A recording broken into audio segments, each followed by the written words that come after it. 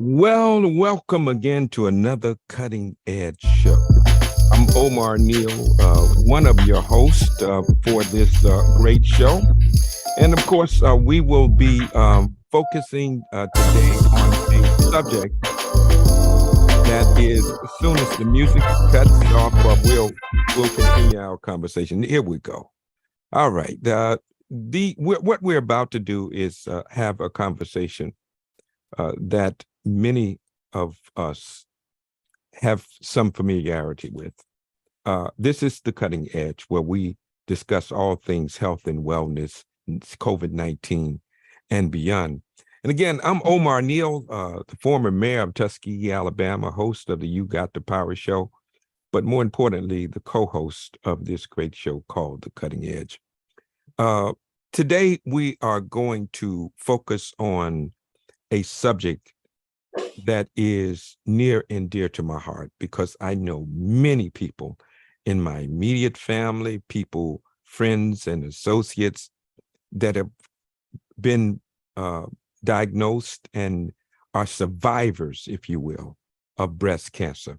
So we're going to talk about breast cancer, prevent and empower on this subject, on this topic. Is such a powerful topic on this particular segment of the Cutting Edge. Well, let me introduce to you my co-host. He's none other than Dr. Stephen B. Thomas. He is a professor at the University of Maryland School of Public Health and director of the Maryland Center for Health Equity. We've been doing this show now for close to 3 years, and it has been just a delight working with him as we navigated many, many subjects over the course of that period. And so without any further ado, ladies and gentlemen, please join me in welcoming my co-host, friend, brother from another mother, Dr. Stephen B. Thomas. We call him Dr. T amongst these parts. How you doing, man? Hey, Mayor, it's always good to be in the same space with you. And I'm looking at you sporting pink, both Barbie and breast cancer awareness. I think that's so important. Well, don't you know when you're appropriate for whatever you're doing, Dr. T, you know that, right? But we got these issues around who can wear what. And that's why if your masculinity is predicated upon a color, you need to check your masculinity. You opened up the show with the fact that we all probably know someone who has been touched by breast cancer. Mm-hmm. And as I've delved more into it, the realization is that it's not just women. Men can get it too. Absolutely. So it's really about raising awareness and learning what we call it. You mentioned about survivors. I hear some of they definitely are not victims. Mm-hmm. That movement, the breast cancer movement, has made clear they're advocates, they're survivors, they're thrivers. There may even be other terms because people are living longer and living well. And we're going to hear some of that today. Yeah, and we also recognize that research is so very critically important, and that we need to advocate for more research because of the prevalence of cancer, breast cancer in particular, but cancer in general, particularly in the African American community. So we're going to talk about that. We don't do this by ourselves, Dr. T. We have a team behind the scene headed up by our technical director, Meg Jordan, Soraya Khan, our social media coordinator, and Elijah Pugh Jr., sound designer. I see you still bouncing to Pugh's music. You can't help but do it, brother. That's how that goes. When the groove starts, you groove. That's what grooving does. They say grooving on a Sunday afternoon. There you go. That's what we do. You can catch us on all of the social media platforms, starting with Facebook, YouTube, Instagram, Twitter, and beyond. We have other areas that we can Twix, and we got a lot of stuff going on. And so our social media team does an excellent job. Also, we put out a newsletter weekly, and you can subscribe using the QR code, and it archives our show. And not only will you get the show in the link, but also really helpful information about issues, particularly as it deals with health equity, health disparities, issues like that. So all of those things are what we will be addressing on this segment of the Cutting Edge. And Doc, I'm really excited about this show. In for several reasons. One is we want to humanize Right. issues, because sometimes statistics cease to motivate people. People talk about, well, there's so many people, and they use numbers and that, but these are real people with real lives who are navigating this. And that's why I wanted to really have this conversation with people who have an intimate relationship with this subject. That's right. That they are living through it as we speak. Man, I'm excited about our guests for today. I have a special guest that I've known for many years. A special person. Her name is Nailah Spears. She's a founder, CEO, and artist, director at Performers Blessing and Jazz Inc. Let me tell you about this lady. I met her while she was performing, and she mesmerized the room. I mean, when I say mesmerized the room, you were in a spell while she performed. She has such a wonderful spirit, a creative spirit, a loving spirit. And so when you meet her, it's to fall in love with her. And so, ladies and gentlemen, please join me in welcoming a dear friend, someone to whom I admire tremendously, Nailah Spears. Hey, Nailah Spears, how are you doing? We snap you up when you coming into this place, Snap. Thank you so much for having me. Thank you so much for that lovely introduction. It's a pleasure and a blessing to be here. Yeah. Can we hear you pronounce your name? Nailah Spears. Nailah, thank you so much. And as I looked at your bio, to recognize that you've brought blessings and jazz in the same sentence and poetry. What motivates the art part of what you do? Well, I've been in the performing arts from birth. My uncles were part of the band Chocolate City. So I grew up in music. My great uncles were the Brown Brothers of North Carolina. And so all of my life, I've been backstage in the wings, kind of hanging out in the basement during rehearsals. Okay. The city I was born in, which is in Rochester, New York, I became one of the youngest apprentices for Garth Fagan Dance, who choreographed The Lion King on Broadway. So I've all my life been surrounded by the arts. So that was that's the root of my foundation that continues to inspire me today to continue the work to inspire our next generation and continue them in that arena as well. And allowing the arts to really develop you as an individual and to celebrate your individualism, as a person, as a human being. Yeah. She's also an author as well. So she has a book out and writing another one. I think you're talking about you're in process of writing your another book as well. Tell them a little bit about your first book, and so we can kind of introduce you there in that space. Yep. So my first book is called Up from the Mud: The Rebirthing of a Lotus.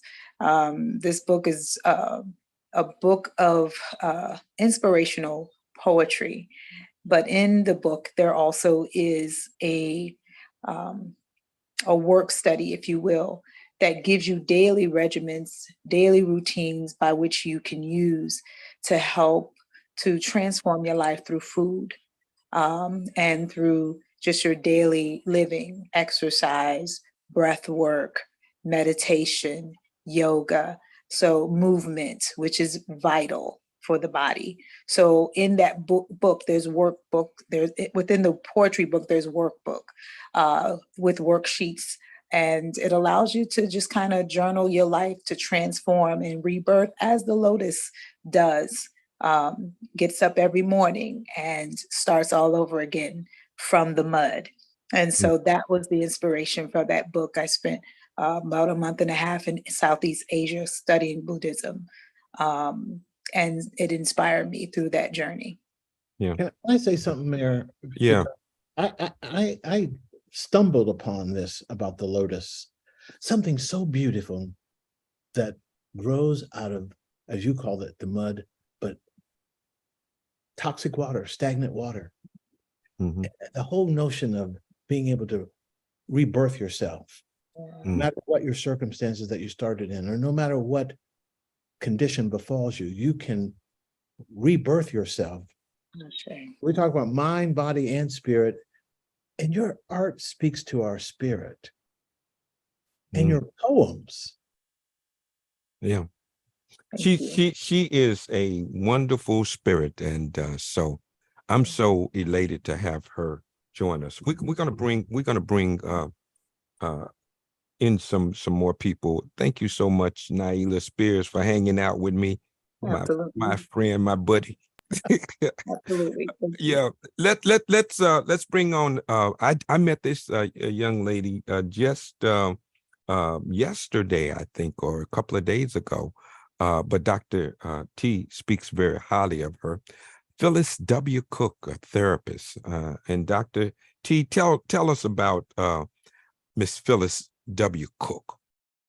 Well, there are a few people that you can say, I've known someone for 30 plus years, and Phyllis is one of them, part of our extended family.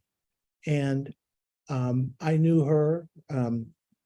She'll tell her story of her journey. But I think most importantly, as a social worker and a therapist, she knows how to help people navigate the troubled waters in a way that is culturally tailored. That's what I love about Phyllis. Full of joy.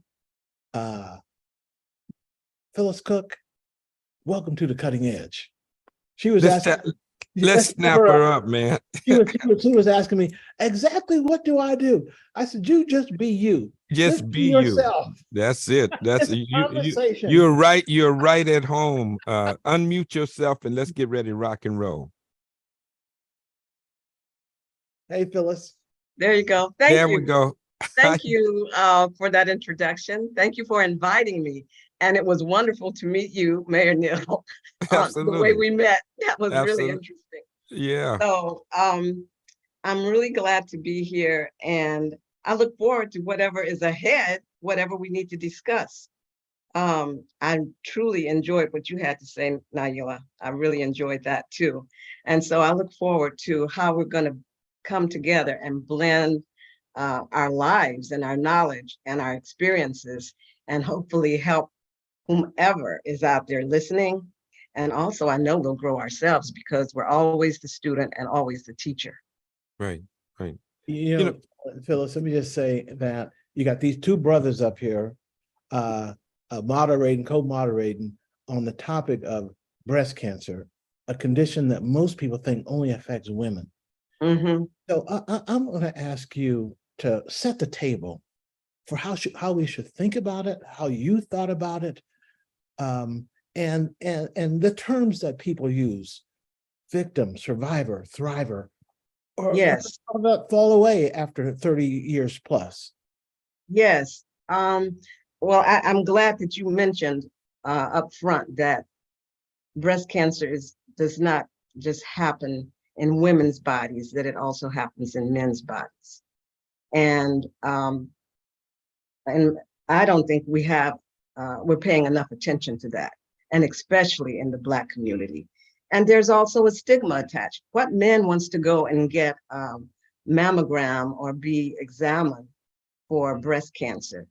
And we have to move past that, or we'll end up losing more and more people to cancer, to breast cancer. I always tell people that I never had cancer, only my body did. Mm. Okay, And okay. so that's how I think about it. My essence has been fine the whole time. My my being, my spirit has been fine. And so my spirit feeds my body, and my spirit is connected to God. So that's kind of the way I look at it.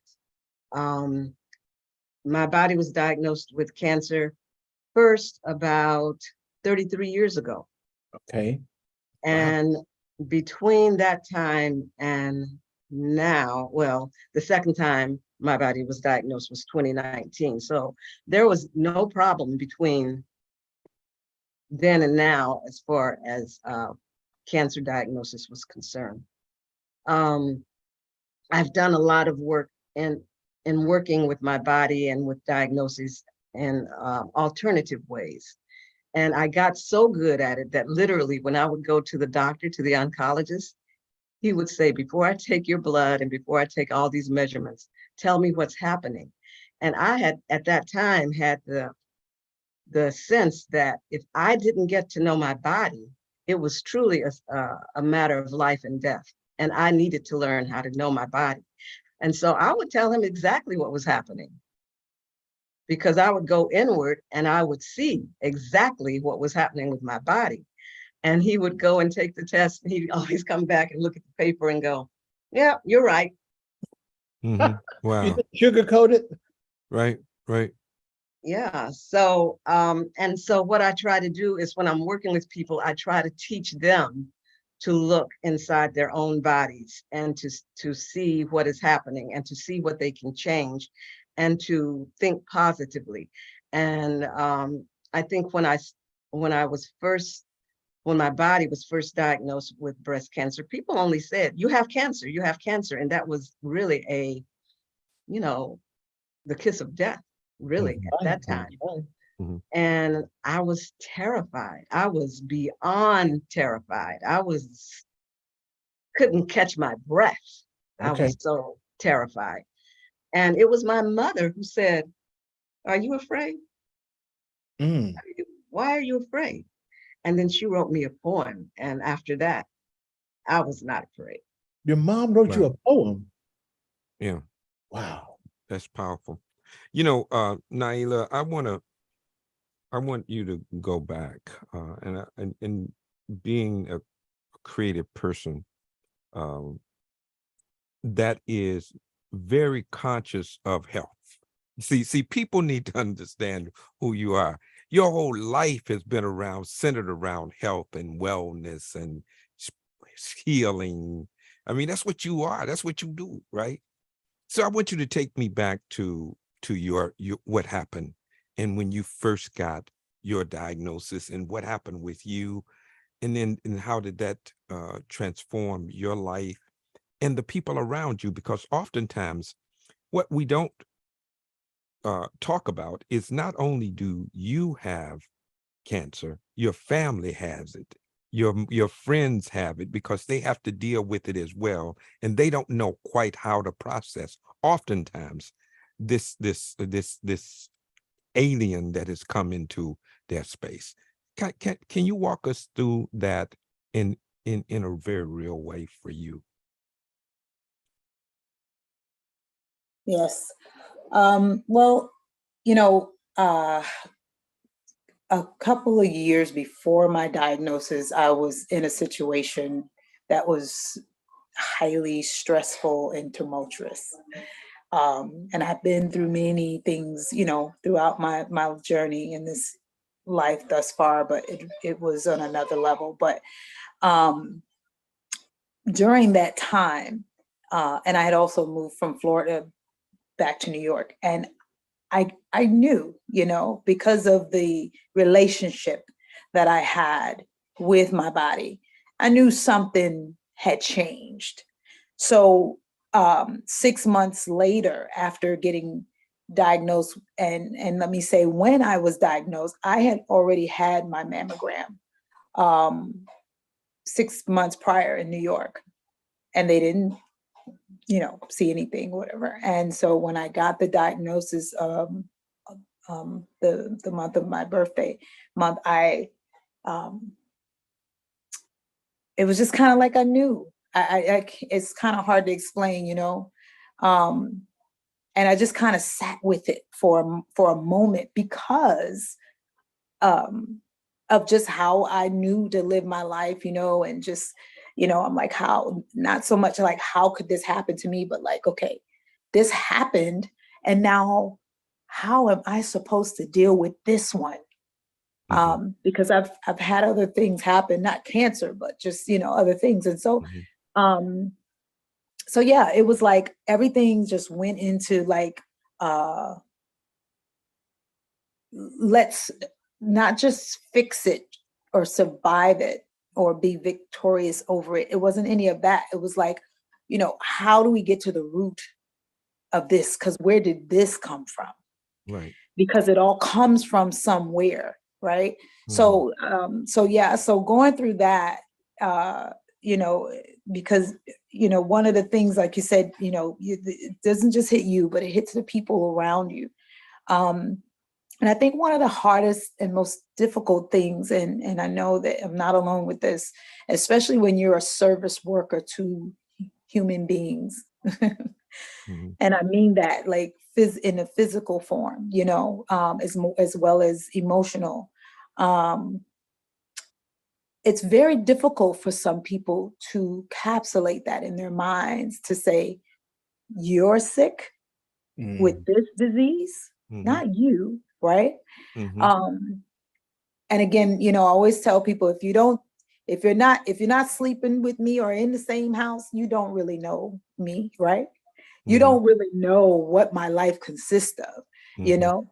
And so if people are always in that mindset, and even those that are around you, sometimes it's just like a shock. And it was a shock to many people, to the point where, number one, either, you know, people don't know what to do. They don't know what to say, you know, they don't know how to respond. And so sometimes there's silence, or there's nothing, or there's just, you know, this other side of that personality. So there was a lot of that, but I had to be very clear about this was something that I needed to deal with within myself. No one else could assist, just like with anything else. But I had to go within in a great big way, like I've never done before, and do some true, honest, you know, down core, you know, hard up work that was very necessary.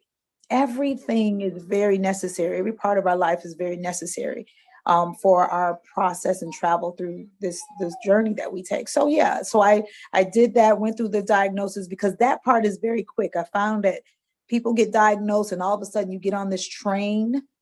It's like the ICE train in Europe, and it just goes fast. Wow. You know? Let me ask the question, because I really want to ask both you and Phyllis this now. Yes. What kind of support did you get right after they diagnosed? They asked you, did you want to see a counselor? Did you want to see some kind of spiritual advisor? How was it? A level of insensitivity, a kind of matter of factness? You got cancer, next. You can come into the next thing and we'll tell you what's going to happen. What kind of sensitivity? I want you to go back to that moment and try to get me to, and to get the audience to walk in your shoes just for the moment and tell me, how did the medical industry respond to you?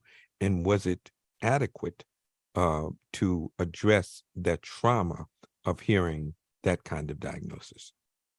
Well, I'd like to say something about that.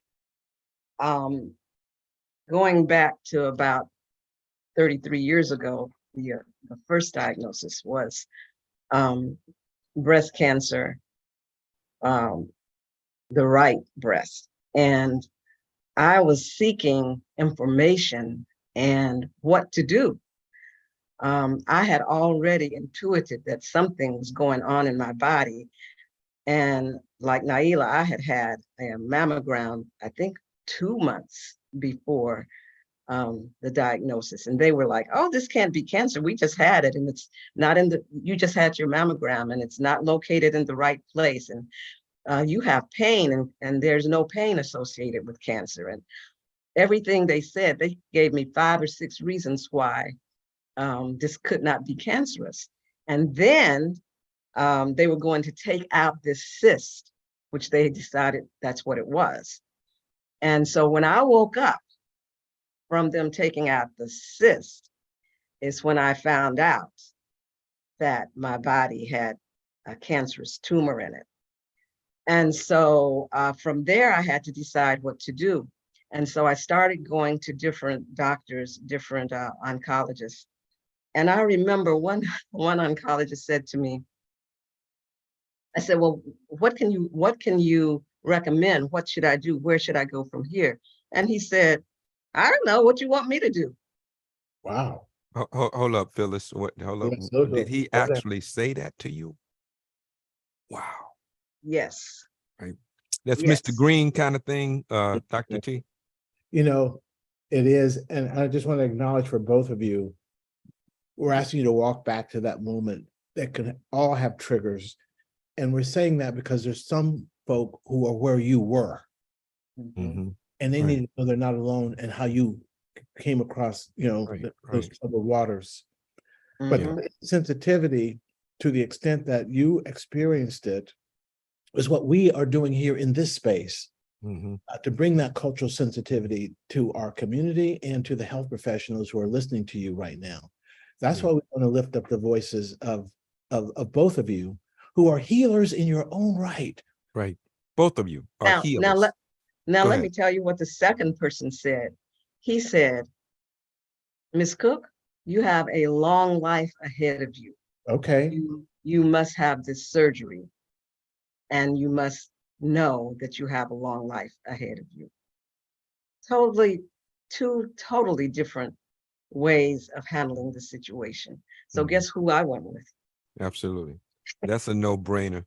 Wait. Are there Yeah. other demographics associated with that second one? Like, do you have to have a match on gender? Do you have to have a match on race? Do you have to have a match by age? Or was it the training and the sensitivity? of the- Both of these doctors were African American. Okay. And so I had thought that I needed an African American doctor just because culturally I feel more familiar with that. But I haven't found that to be true as I've gone through the journey. It's not true. Who you need is someone who cares. Okay. That's who you need. There's a saying, people don't care how much you know until they know how much you care. Mm-hmm. Right. And so that's exactly what it is. Let's bring up Dr. Sharon Cooper. Dr. Cooper is a integral part of the Cutting Edge.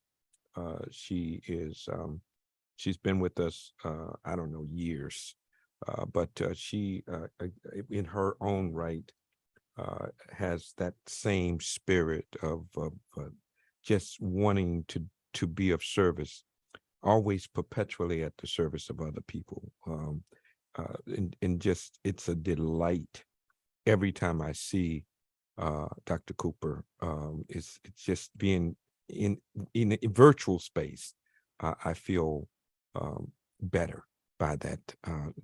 Welcome, Dr. Cooper, to this conversation. How you doing today? All is well, thank you. All is well.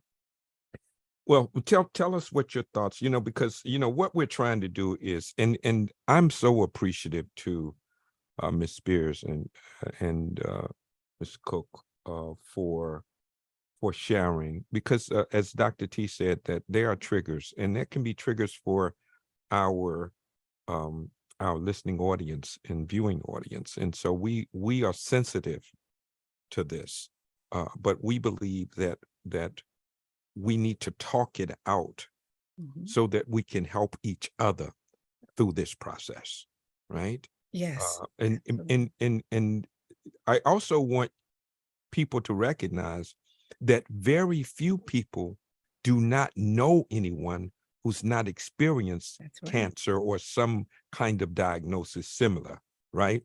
And so Correct. we all are processing this and trying to figure out how to best do that. right? So what's your take on the conversation so far, Dr. Cooper? Thank you so much for the introduction, Mayor Neal. Ms. Springs, Ms. Cook, thank you so much for sharing your journey, your stories.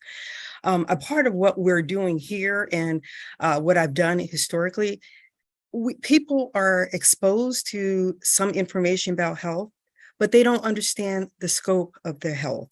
And that's including mind, body, and soul. And that's the beauty of what you all are talking about. Had a friend, knew her body, contrary to what medical experts had said. No, you don't have breast cancer. No, it can't be. No, you're nursing. Turned out she knew her body because she was intuitive. And she knew exactly, had that intimate relationship. And knowing that, she was her own health advocate. And that's what I see you all as, your own health advocate and advocates for others, getting that voice out there so people can understand. Long story short, it turned out it was cancer, and it was stage 2 or stage 3. She, by the grace of God, she's still with us. But if she wasn't in tune, as you all have spoken about, with her body, she would have accepted that diagnosis and moved forward. But because she had that knowledge, understanding, and exposure, she was able to play a major role, not only in her health, and as you said, Mayor Neal, so eloquently, when you have something of this nature, it is not only impacting the individual, but it also affects the family. So it was a family unit and understanding and advocating. So this is why these forums are so important, to be able to not only convey the message. Okay, we hear all these public service announcements, but when you speak to people who encourages us to ask those relevant questions, it is absolutely critical. So thank you, because you have probably saved many lives just by what you're doing now. And even tonight, getting people that motivation to be able to ask those questions relevant to their health. Yeah. Mayor, Yeah. I think if people come away with more confidence in their own intuition, in their own common sense, even when sitting across the table from a scientist or an expert or a physician, that in and of itself is important, because once you leave that clinical setting, you're on your own to do what you need to do. And that's why it's so important to understand the journey and how our two guests have changed across that journey. I want them to know that Dr. Cooper has worked with us from the very beginning, helping to train our barbers and stylists as certified, to become certified community health workers. And so these polls here are a metaphor for meeting people where they are, in trusted settings that they already have. And I call the barbershop different than the church, but it still has sacred space. And I'm looking at Dr. Cooper in pink and the mayor in pink, and I've seen football players in pink. And so I'm wondering if that all of that information, all that pink information, I can't get out of the grocery store with someone asking me, you want to donate for breast cancer? And there's a point at which I'm saying, is it reaching my people? Right. Did it reach the two of you? Right. How should we think about supporting the whole effort around prevention and empowerment in this space? Naila? Yeah.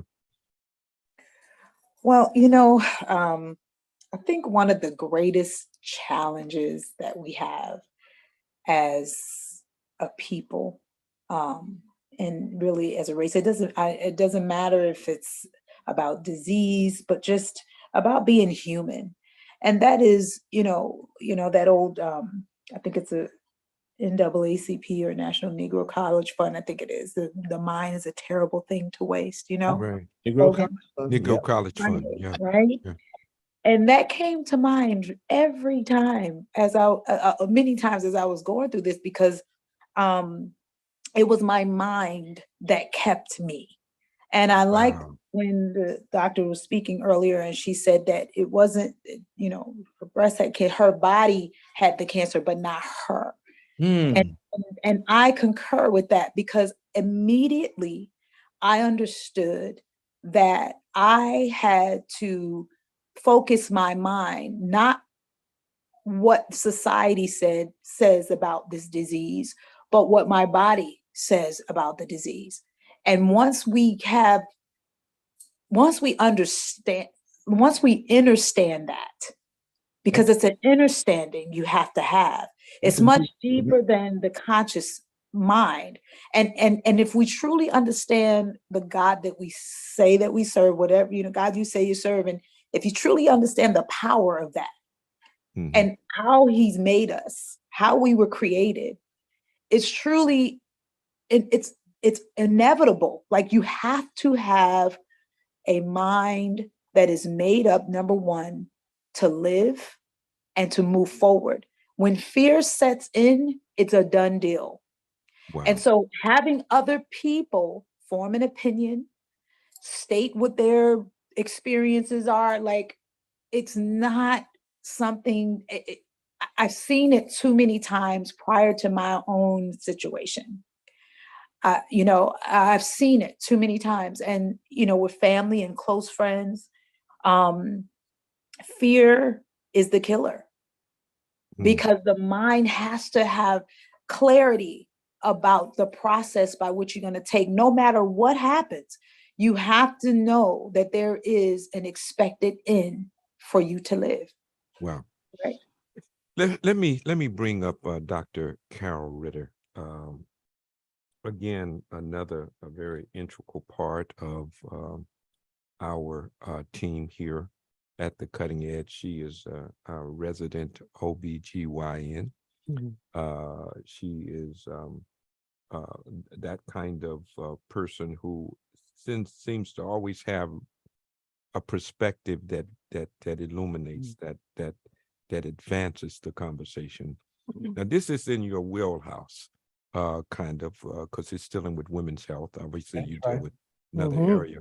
So, but I'm sure that you've had to, in your career, give bad information, or tragic information, or to patients, right? And I want to talk about sensitivity, because I want to move past just the clinical area, but the empathy and the sensitivity that's required, as was stated earlier. How important is it to express that, particularly during the time when you first get the diagnosis? It's a challenging moment when a doctor gets the information and then has to digest it and then has to deliver it. Wow. And what's happening nowadays, sometimes the patients get the information before the doctor. Oh, and I'm not sure what y'all think, but I think that's worse. But it may not be, because I personally, if I have to give information like that, it's somebody that I know. It's not like a stranger. So you have a relationship before you have to give the news. And I really like what Miss Phyllis Cook says. I put this to your words. Caring is the most important demographic that you look for in a doctor. Oh, wow. And this is the caring part that will let you know how to deliver the news to the individual. And that trust, it's like you put the body, mind, and soul together. But most of medicine, and I'm just thinking about this from multiple perspectives, but we graph out the organs in the body to show you what's happening with the disease, right? My daughter just had a baby and she was having troubles with postpartum depression, and the app that showed you everything about pregnancy, is the whole body, but it didn't have a head. So we never put the head in the picture of the disease. Not that pregnancy is a disease, but I'm going to that level. And that is such an important part of the process. So it's just a disconnect of the body and the mind in medicine. And that's really, I don't know how you bridge that gap, but it's individual by individual, and just having caring as your demographic that you look for in your doctors. Well, I think it also has to be taught as well. And I don't know to what extent in medical school that empathy is taught. You all go through all of the, chemistry and all of the other things, and knowing the anatomy and all of that, right? But do you all really get to understand the importance of empathy, right? Yeah. To touch people where they are, the spirit, the caring, right? That kind of thing. I think that's what's missing in many industries, to include the medical industry, right? And so that's why I asked that question, because it seems to be at the root of it. It's nothing you can do immediately but to tell the people the truth, right? But it's how you say it. It's not always what you say, it's how you say it. It's not always what you do, it's how you do it. It was Maya Angelou that put it this way. She said, people will soon forget what you do or what you say, but they will never forget how you made them feel. And I think it's important that we are sensitized to the fact that this is a traumatic diagnosis. And for many people, it conjures a lot of feelings of their own mortality, right? And that kind of thing, because in particular, when Ms. Cook was diagnosed 30 years ago, I don't know what the survival rate was for breast cancer, but it was obviously not the same as it is today, right? And so it had to be traumatic to her. And so to know at least there was somebody else, that second person, thank God for the second person. That's all I can say. And Mayor, I want the audience to know that Dr.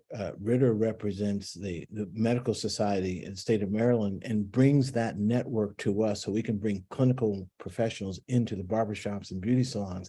And that's a two-way street, bringing the information into the shops for the barbers and stylists, but also those medical professionals get sensitized, because when was the last time they did training or did anything in a barbershop or beauty salon? Mhm. Yeah. So it's a family feeling all the way around. And this notion of having to match, it has to be a woman talking to a woman, it has to be a Hispanic talking to another Hispanic. I think we've blown that out of the water. You can touch the humanity of your caring regardless of what your demographics are. Yeah, I think that's important. I don't disagree. Doc, let's go down to Pine Bluff, Arkansas. Can we do that? Can I journey down that way? I want to bring up Dorothy Reynolds. Dorothy has been with us for many, many years. She's a delight as well. She is an owner of both a barber and a stylist salon. So she's a barber. Are you a barber or are you just a manager? What I don't know what you Owner. you're the owner. I mean the owner. I'm an owner and I'm a registered stylist. Oh, so you see what I'm saying? And now you see she is a stylist. I knew she was in that business. So we'll talk a little bit about, I mean, I know that in the hair salons, maybe not so much in the barbershops, but we need to have this conversation in the barbershops about breast cancer. How is this kind of conversation navigated in because it's so intimate? How is that navigated in the hair salon, Ms. Reynolds? In the hair salon, it's kind of a sadness type of thing. A long time ago, people used to hide having cancer, period. They would say that I have that C disease. Mm-hmm. I don't know why they wouldn't just say it, but in the beauty salon, if people have been out of the salon and they come back, sometimes they've had chemotherapy and have lost their hair. And it's kind of a private type of thing with some people. And Mhm. some people are so happy that they made it over, as one lady say. They openly talk about it.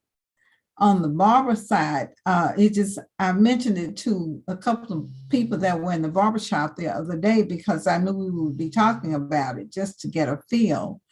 And so two of the guys said, it's two things I don't want you talking to me about, and that's prostate cancer or breast cancer. He said, I'm a real man and I don't want a prostate exam, and I don't want nothing to do with having a mammogram on this. Yes. Lord, it must see. You know, we got it. We did a show on toxic masculinity Yes.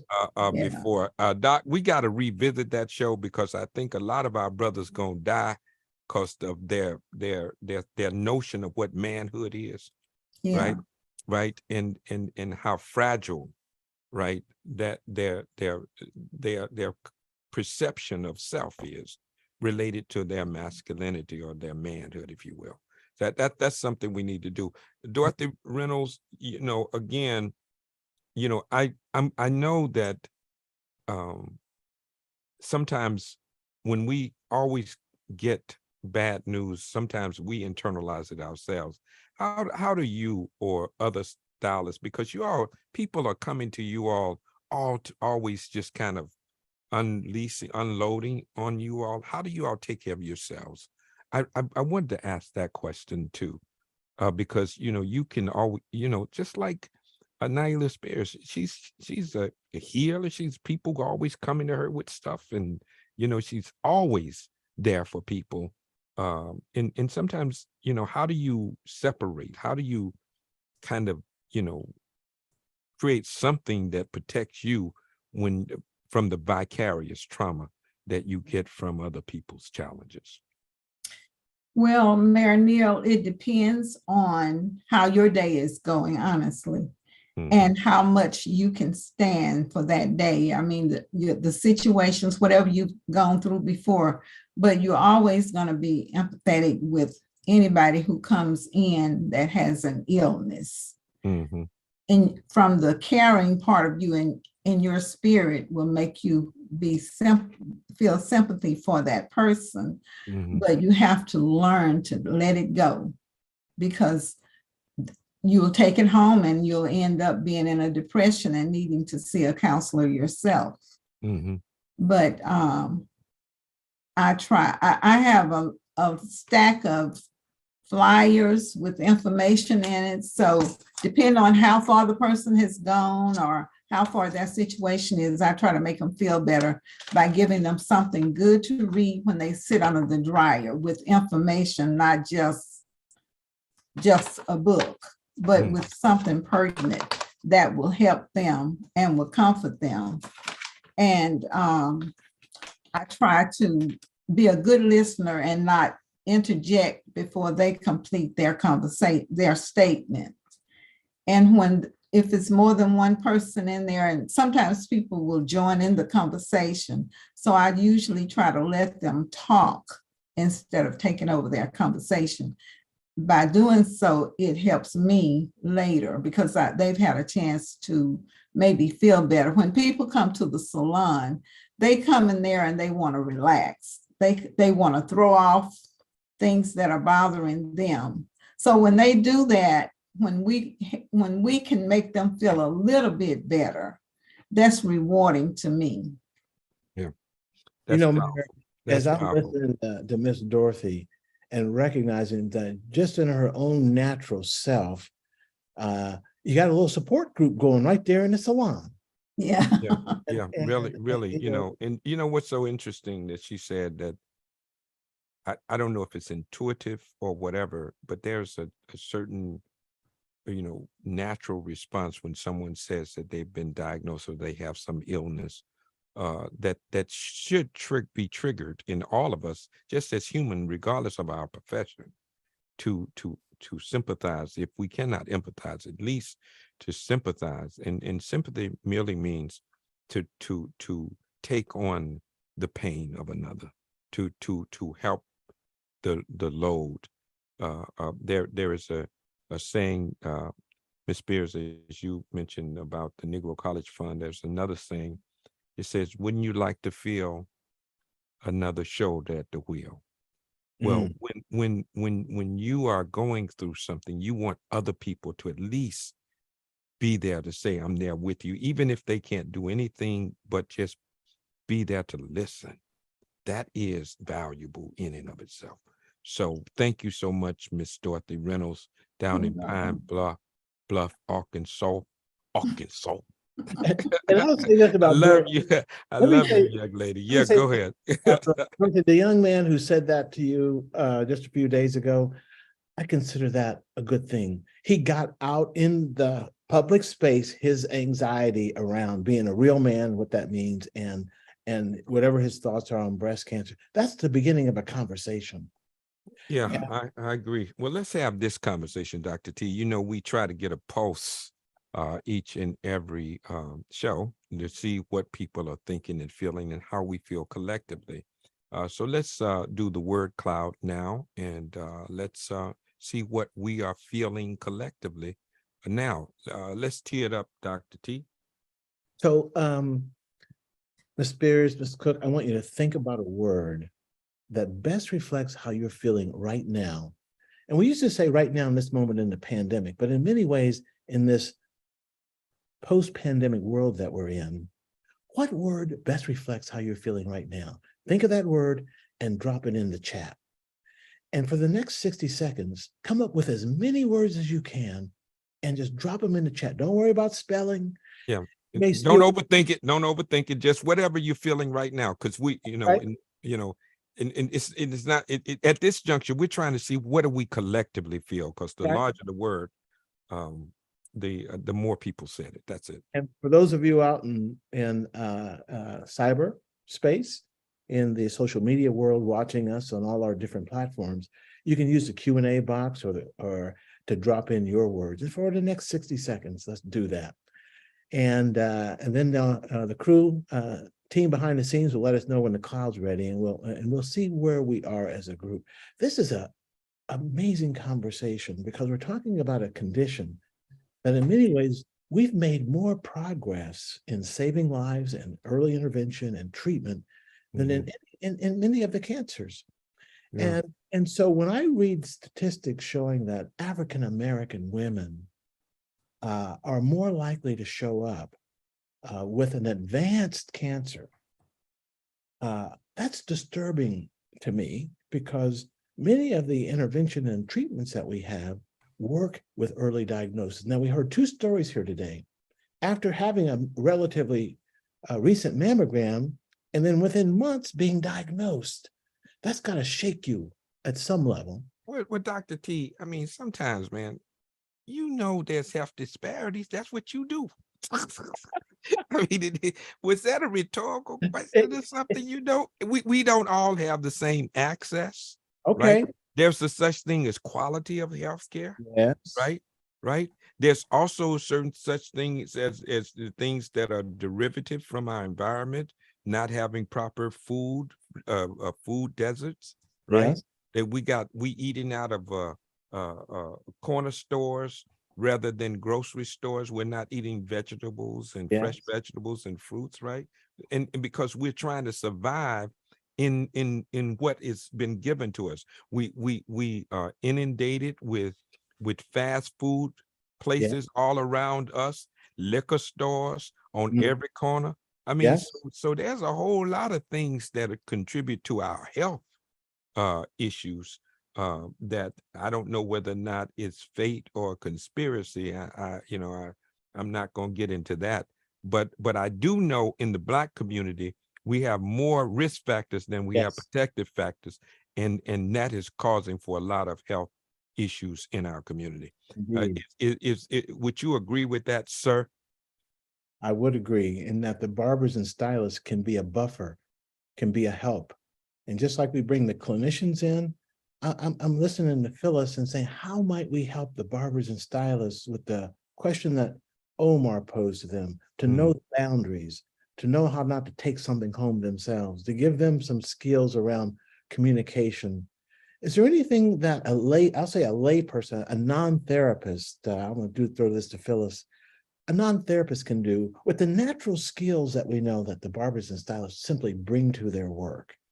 What do you think, Phyllis? Just that kind of self-protection. You have to um, be empathetic, be empathetic, and at the same time, not pick that up for yourselves. Like you said, you have to leave it, or else you can absorb all of that and take it onto yourselves, and then that's not good for you. So you can be empathetic and just not just, but be empathetic and say to the person, I think the best way to do it is to respond to the person. If you don't respond and you take it home, you are taking it with you. But if you respond to them, you're getting that out of you and still giving them a wonderful sense of caring. I care about you. And that way you don't have to take it home with you. Let me ask this, Ms. Cook. Is responding, could it just be just listening? Because I think that's what Ms. Reynolds said, is that sometimes, you don't have words, and Ms. Spears said the same thing. Sometimes people don't know what to say. I mean, That's true. you know what I mean? So sometimes we force ourselves feeling we gotta say something, right? Here's a response. Okay, go ahead. Okay. Okay. Or just a touch on the shoulder, Okay. or even Okay. that's a lot. That's a lot. You're having Maybe a hug, in that kind of thing. If you're in that kind of space, right? Right. Yeah. That's a response. Yeah. Let me, Ms. Spears, we talked about this before. I mean, you are literally, that's why a lot of people wonder, they say, it can't be you with your, regiment for eating and exercise. I mean, you do it regular. This is who you are. And not only that, you teach it, right? Correct. So it can happen to anyone. And I think that is the message, that regardless of what you do, you can be if and I don't want to use the word victim, but you can be diagnosed. Let me just put it in that context, with some kind of illness, and that's for anybody. But the question is, again, how do you maintain? You talked about I maintain my mind and heart. How do you maintain family when you have to a lot of times go and isolate yourself to try to gather yourself? How do you maintain the contact with family and friends and all of that? Because when people are hurt, oftentimes they will go into isolation, right? And they don't want to be bothered really with people. How do you balance that? Well, let me say this. As I spoke before, we started, I said that, for 2 years, I was in a very tumultuous situation. At that point, I knew something had changed about my body, my makeup, because I have a very clear relationship with my body. Like, I know when things are different. So honestly, I don't think, had I not been in not just the situation, but had I not been in that pool, my lifestyle changed in that 2 years. I was in a different city, state. I was in the middle of constant stress, nonstop. And my eating habits did change. So there were things that changed. And I think if we look at all trauma, let me say this, and I'm saying this because this is what we've tagged, it to be, but it's energy. It's energy. All things are energy. So if this energy that have caused this particular dis-ease in the body come up, then we have to go back and look at where we were. If we all take a really good exam about these things, we'll see how these things come about, because they don't just happen. They don't just happen. They don't just happen. There's a root cause of everything. So I'm very clear about that. And the way I have learned and am learning, relearning, because we're constantly discovering and, becoming aware of new things, daily, is to really be intentional, Okay. unapologetically, moving towards self-care, self-love, self-reliance, all these things without apology. I have a message now on my phone where I tell people I only answer my phone twice a week. Leave a message. I don't have time anymore to be on the phone 24/7. I never was a phone person, but I'm not going to spend time conversating because I have things to do for myself. And so I'm very intentional about that. This technology world has taken over our lives, which then causes for more stress. That's a whole nother subject, but it's like, there are things that I'm doing now where I took time, even after I finished chemo. I was told that, the cancer, I had taken an exam and the cancer was gone after, before I finished my chemo treatment, but I had already planned to leave the country. And I was getting all kinds of like, oh, you're gonna this and this and that, and I said, why did I even share that I was going anywhere? I should have just went, because again, the mind, you can't control how everybody can't, you can only control your own thinking. But what I've come to realize is that you walk in this path, whatever that path is, you have to have a made up mind about what your end is going to be. And some people say, oh no, because this and that. Well, then, that's when you have to understand, how you're going to be the director of your own film. Okay. And you have that power. So that's what I did.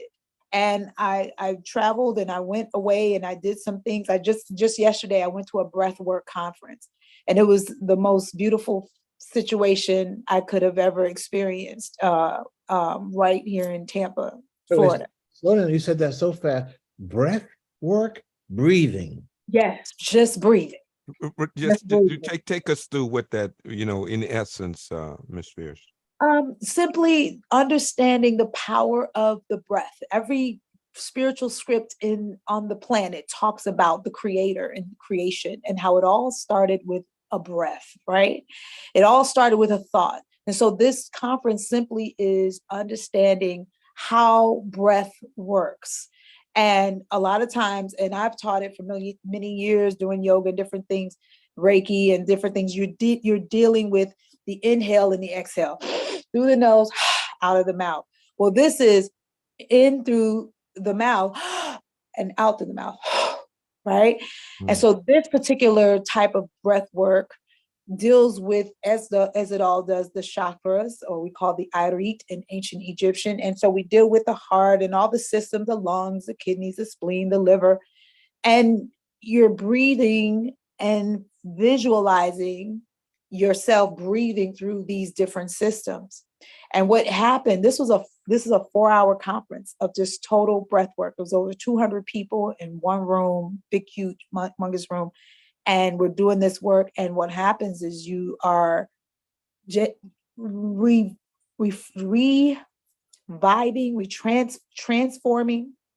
And I say because there's systems, the blood, you're giving oxygen to the cells. You're doing the thing that the breath was created to do, right? But you're doing it with a greater intention in mind. And the only thing the coach or whatever, the master of the ceremony was doing was counting our breaths. Inhale, exhale, inhale, for 4 hours straight. Isn't that the same thing with meditation? It's the breathing, the realigning yourself with the universe, etc. And you're right. Our cells need breath. Right. And we don't really breathe. If you understand that, we're not really breathing the breath that heals the body on a daily basis. So that's why it's important to, number one, get out in nature, make sure you're drinking your water, get some sun, exercise. I walked every single day during treatments. I made sure I got outside and I walked a lot. And so having that breath is even more than that. You want to be intentional about it. and you want to understand that what that breath is doing for the body. Because if you don't believe it, then you won't receive it. Gotcha. You know, Mayor, Yeah, go ahead, Doc. I can't believe how time has Yeah, flown. we got 7 minutes, man. You know, I said, But I'm golly. just saying for both of them, and And it's I such a powerful where conversation. the conversation was Golly. going to go. But it wasn't Yeah. about epidemiology. It wasn't about cancer tumor ideology. It's been about the spirit and how both of you have taken charge of your own health in your own way. And you're both describing methods that a lot of our community don't grow up with, be it yoga, Reiki. We're going to have to come back and do a show on these alternative ways in which we can heal ourselves, Mayor. Yeah, absolutely. Dr. T, let's bring up the word cloud and see we can interpret it. Okay, here we go. Here it Look is. at that. Look at The this. the largest word is, look at, grateful, powerful, blessed, hopeful. Look at how it is just the word that is the largest is the one that most people said. Some people are tired. They are alive, so they know that they have hope, right? Part of the universe, one with nature, driven, connected, revived, inspired, reflected, self-love, exhausted, empathy, enlightenment, peace, Separated from the thankful, past. separated from the past, sobering, right? And that's what people got from this moment Wow. in time, and that is directly attributed to the spirits that's here, to Ms. Spears and to Ms. Cook. Thank you all so much for just the authentic conversation that must be had. We weren't trying to get into, the oncology area and all of that. We wanted to get into the human space. That's right. Right. We can deal with doctors and all of that about cells and all of that. We didn't want to do that. But you know what I got from this is that word empowering, that you have to take ownership, Ms. Spears says, of your life. And you have to do it. You have to give yourself permission to do it without apology. Right. Right. And that's where I think I have gained from this. And I learned from every show, Yes. right. But I've gained that you have to be intentional about taking ownership of your life and listening to your body, listening to your spirit, right? Making sure that you take care of yourself, and even when you go through things, don't just go through it, grow through it. There you go. Right. And each of you have done that. Dr. T, Let me just say your this, thoughts. man, as you start heading us to the finish line. Here's why we got to do the show, continue on this topic. And that is, what's the message for the brothers, the men in the lives of the women maybe going through this? How can you help the brothers be? We got 3 minutes, man. I think I wouldn't want to leave this show without asking Ms. Spears and Ms. Cook to talk to the brothers, because we are going into barbershops too. Yes. Right. And so if we can take a minute or so, we got 3 minutes to just talk to the brothers. We're in barbershops, right? I want you all to talk to the brothers, speak to their hearts about what they need to do and to deal with these issues. Can I start with you, Ms. Spears, and then go to you, Ms. Cook? Is that okay? Go ahead.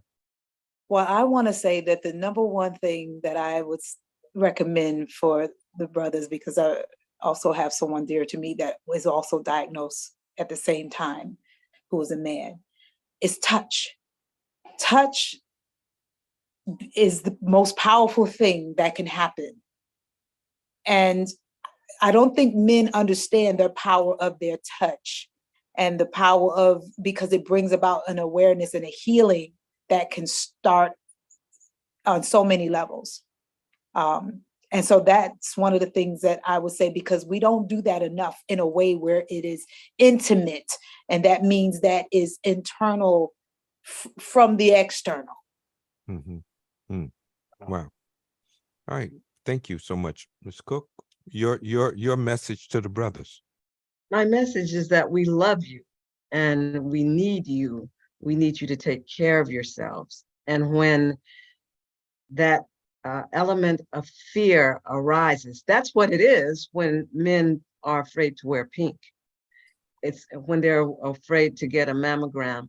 When that element of fear arises, know that that's a quote normal reaction, and then take a breath and step back and transform that fear and take the action that you need, get the medical help that you need, and talk to each other. Men do not talk enough to each other. And that's one thing that I'm so glad about the barbershop, because men can get in groups, which they need a safe place to talk to each other. Man, I'm afraid, you know what? I don't want to go take no mammogram. You know, they need to talk and know that they are loved and to love themselves. All right. All right, Dr. T. Well, you know, the clock on the wall says it's time for us to get you up out of here. All right. Dr. Stephen B. Thomas, man, I love you, dude. My dear friend. Thank you so much, man, for who you are, right? To Naila Spears, boy, words are inadequate, and you know that. And so thank you so much, Heart. You are just a special person. Thank you so much for what you do. Continue to breathe life. There you go. Because that's what life is, it's breath. That's why we inspire. That's to breathe life in. And when you have no more breath, that's when you expire. So let's continue to inspire. Let's continue to breathe. And let's continue to empathize, Ms. Cook, and to put yourself in another person's place, to take on their pain, to carry their load.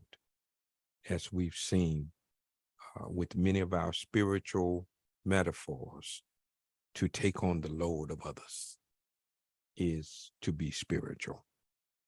Thank you so much for taking on that load.